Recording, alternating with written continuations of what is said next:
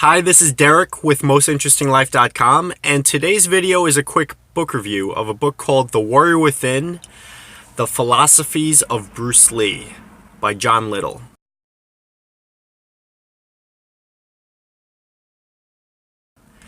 Now, a lot of people know Bruce Lee from his martial arts career, from the movies that he made early on, and as a great martial artist. He really broke great strides in the whole genre of martial arts movies and kung fu, and brought a lot of realism to the screen.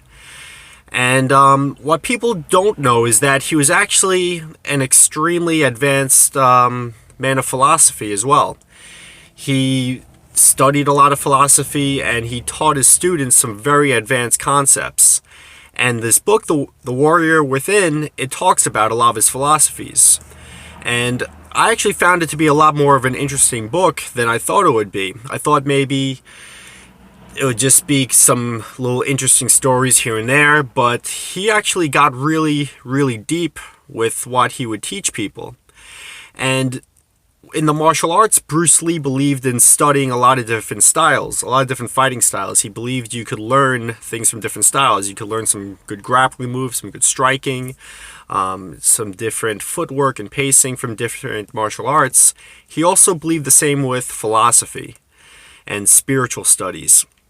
Some of his favorite studies were in Taoism and Zen Buddhism. And you'll see in a lot of the videos that we talk about here, I often talk about lessons from Taoism and Buddhism because I think that they're very beneficial for anybody that wants to study any sort of philosophy or spiritual path. Now, throughout this book, Bruce Lee tells a lot of different stories that he picked up along the way. A lot of different Zen stories, some samurai stories, all different stories from all of his studies. And one interesting one is about the great samurai Musashi, another guy that we talk about a lot on this channel. And if you forgot who Miyamoto Musashi is, he was considered to be the greatest samurai of all time. He had won 61 duels, he was undefeated, and he was just way above anybody else that was around at the time, or probably ever. And he was just a master of martial arts. He was also a master artist, and he developed his own philosophies as well, and he wrote a couple of books himself. So the story goes that Musashi was at a tavern enjoying a meal when a couple of ronin, or masterless samurai, sort of like mercenaries, sat down next to him or nearby. And they noticed that Musashi had two very nice, expensive swords. And they're looking at the swords, and they figured that they wanted the swords. So they hatched a plan where they would create a ton of noise, be obnoxious, look to start a duel with Musashi, and then be able to kill him or just beat him up and take his swords away. Now, Musashi, being an amazing warrior, is also very perceptive. So without having to look at these thugs, he knew what they were up to. And there were flies buzzing around in this restaurant. So what he did was he stopped eating rice, held his chopsticks, and quickly he caught 4 flies out of the air and put them down on the table.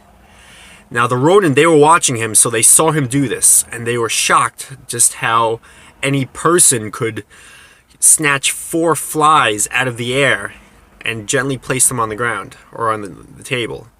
So they realized that Musashi was a true master and a very dangerous man. So they changed their plans and decided not to attack him. They got all quiet and they eventually left, and Musashi was able to continue eating his meal. Now, with any Musashi story, there's all different ways of telling in different versions, but the lessons are still the same. One of which is that mastery in one area of your life can carry over to other areas of your life. With the chopsticks, Musashi was a great warrior, so he had great reflexes, he had great focus, he had great timing, and great speed. So that carried over to the chopsticks, and vice versa. People seeing that he could do this with the chopsticks knew that he's a very capable man in all different areas of life. Just like any abilities to learn, any abilities of discipline, focus, these carry over to all different areas of life. So that's one lesson from the story. Another lesson is the ability to win a fight without having to fight. Now, if these guys started with Musashi, he probably would have killed all of them. I think there were 3 of them. He would have easily killed them. But generally in life, a fight could be very dangerous. Somebody could pull a knife or a gun. You could get ganged up on, hit from behind by somebody's friend. Generally, even if you're a great fighter, you don't want to get into fights if you don't have to. Also, there could typically be legal ramifications involved. Even if somebody else started the fight, things could happen. And at a minimum, Musashi didn't want to get kicked out or just mess up with his meal. He just wanted to continue eating, relaxing, eating his rice. So he won the fight without having to fight. By having a quick display of his abilities, he barely interrupted his meal. I mean, maybe he wanted to get a new set of chopsticks after grabbing flies with his other ones, but otherwise, he didn't even have to look in the way of the idiot Ronin that were looking to start trouble with him. So throughout this book, there are a lot of different stories like this that Bruce Lee has learned, a lot of the ones that he would teach his students, a lot of different Zen stories and such, and it's very good stuff. It's a very interesting read to go through that. Another principle that Bruce Lee talks about is, in any endeavor in life, the act of true refinement. Now, when somebody begins something, they're a total beginner. They don't know anything, so they have to learn certain techniques. They have to learn the basics, and they have to repeat these over and over until they become proficient at them, and they can do them almost without thinking, that they master their techniques. But after that, Bruce Lee says that people should forget the techniques. Now, the principles and underlying parts of why the techniques work are a part of the person after they've mastered them. But they should not be held and rigid to those specific techniques. So by forgetting the rigidity of it, they've already made the principles a part of themselves. So now is the time when they should express them in their own perfect and natural way. So they say that, there's very few absolute rules in this world. The only absolute rules are just the laws of physics.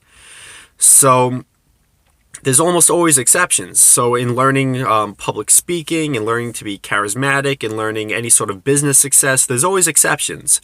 But the deeper underlying principles typically are the same. So to become a real master, you need to be able to flow naturally with what works for you and what is actually called for every single unique situation. Another path or another concept that Bruce Lee talks about that's related to this, to the whole learning process is just we're all here to have our own paths in life, and we're all here to express ourselves naturally. That is our meaning to be on this planet, to be in this world, is to express ourselves. Not to express ourselves the way somebody else is expressing themselves, but true self-expression at the deepest level. And it is when somebody is expressing themselves in this natural, deep way that they're most powerful. So he talks about that, and he talks about many other concepts that I found very interesting in this book. And I read a lot of philosophy. I read a lot of success books. I read a lot of philosophy. I've made videos about different types of books I read, and I was amazed just how deep this book goes. It was very interesting. It wasn't that long of a book either. I don't think it was much more than 200 pages, but the stories and everything that goes in it made it a very worthwhile read. And it's unfortunate that Bruce Lee died at the age of 32 years old. Just when his blockbuster film Enter the Dragon was about to come out, he had died mysteriously after having an odd allergy to a drug he took for a headache that he had. And it's unfortunate because if Bruce Lee had lived another 30, 40, 50, 60 years, he could have given so much to the world because he himself was a constant student. He himself was constantly refining himself and learning, and thus able to teach people in all different areas, in martial arts, in philosophy. He was very driven. Who knows what he could have achieved? But we are fortunate at least to have things like this book, things like the interviews of him out there, so that we can learn from what he was able to provide. So that's it. I highly recommend the book if you could find it. And if you like this video, give it a thumbs up, a like, leave a comment, subscribe. Go to my site, mostinterestinglife.com. And until next time, stay interesting.